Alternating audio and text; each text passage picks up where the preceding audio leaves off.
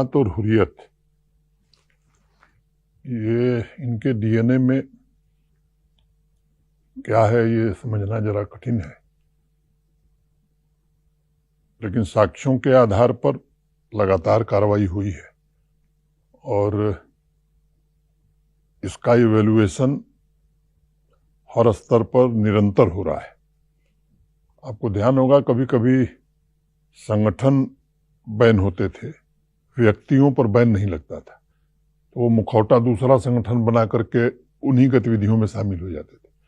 अब भारत सरकार का गृह मंत्रालय केवल संगठनों पर बैन नहीं लगाता,